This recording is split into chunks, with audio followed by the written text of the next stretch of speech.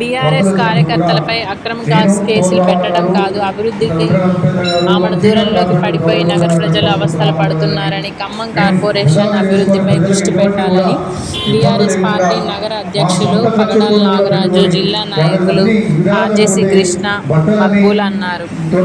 10వ స్థానంలో ఉన్న ఖమ్మం కార్పొరేషన్ను 64వ స్థానంలో పడేసింది కాంగ్రెస్ పార్టీ.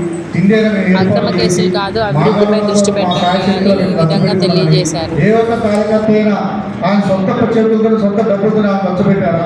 ఎవరు పెట్టిన దాఖలా లేవు అక్కడ. కానీ మా మీదనే ఆ వరదలు వచ్చినప్పుడు నా మీదనే 3 కేసులు పెట్టారు, నన్ను అవసరం చేశారు. నేను నా సొంత డబ్బులతో కష్టపడ్డ డబ్బులతో పేద ప్రజల కోసం అన్ని కట్టకుండా. ఇంతకుముందే కాంగ్రెస్ పార్టీ వాళ్ళ ప్రెస్ మీట్ చూడటం జరిగింది. అందులో కాంగ్రెస్ పార్టీ అధ్యక్షులు వారు మాట్లాడే మాటలు చూసినప్పుడు నిజంగా చాలా ఆశ్చర్యకరంగా అనిపించింది.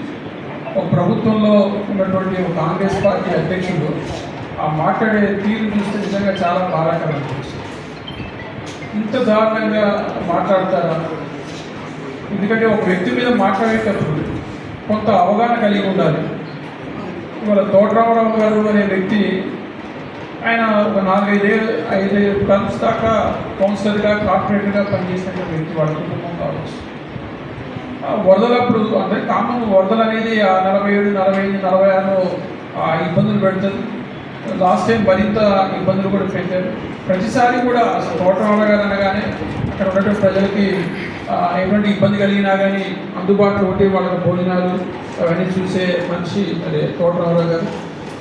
మనం కూడా మీ కాలేజీ పరంగా వరదలు వచ్చినప్పుడు సాయం చేస్తున్నప్పుడు చూశాను. ఆయన జనరల్గా హెల్ప్ చేయడం వేరు, మనిషి మమేకం అయిపోతాడు. తండ్రి కొడుకులు మార్నింగ్ నుంచి ఈవినింగ్ వరకు నిజంగా ఆ బాధ నేను కూడా దగ్గర నుండి చూశాను. వరదలప్పుడు పూర్తిగా ఇల్లు కొట్టకపోయాయి. అంత బాధలో మనం ఓదార్చడం వేరు, మమేకం అవడం వేరు. వాళ్ళతో అలా మమేకమైనటువంటి వ్యక్తి తోటరామరావు. మాట్లాడే భాష ఒక విధంగా ఉంటుంది, రైట్? ఆ భాష మనకేమైనా ఇబ్బంది ఉంటుందేమో కానీ ఆ ప్రజల్లో కలిసిపోయిన వ్యక్తి, వాళ్ళతో అలా కలగొలుపుగా మాట్లాడే వ్యక్తి. అక్కడేదో ఘర్షణ జరగచ్చు, దానికి ఏదో క్రమంలో గంజాయి దాడులు. నాయకులందరికీ నేర్చుకున్నటువంటి పెద్దలకు పేరు ముందుగా నమస్కారం. ముందుగా ప్రింట్ ఎలక్ట్రానిక్ మీడియా సోదరులందరికీ నా నమస్కారాలు తెలియజేస్తూ, నిన్న చిన్న ప్రూఫ్ ఉందండి నా దగ్గర. గత 15 రోజుల మట్టి ఆ ప్రాంతంలో గత 30 సంవత్సరాల బట్టి నేను ఒక చిన్న కూరగాయల వ్యాపారస్తులుగా ఆ ప్రాంతానికి ఎంటర్ అయినాను. 97 మే 18వ తారీఖున ఖమ్మానికి ఎంటర్ అయ్యాను. ఆనాటి నుండి ఆ ప్రాంతం అభివృద్ధి చెందుతున్న ఈ నగరంలో ఆ ప్రాంతంలో ప్రజలకి 2005లో అనుకోకుండా ఫ్లడ్ వచ్చి 32 అడుగులు నీళ్ళు వచ్చి 80% మునిగితే సెప్టెంబర్ 19వ తారీఖు నాడు వచ్చింది 2005.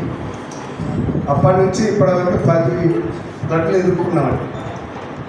2024 కేసీఆర్ గారు ప్రభుత్వం ఉన్నప్పుడు ఫ్లడ్ వస్తే 2000 కుటుంబానికి 18,000 రూపాయలు సామాన్లు అంటే డబ్బులు, అదేవిధంగా పరుపులు, పాత్రలు అన్నీ ఇచ్చి ఆ ప్రాంతాల్లో ప్రజలు ఆదుకోవడం జరిగింది.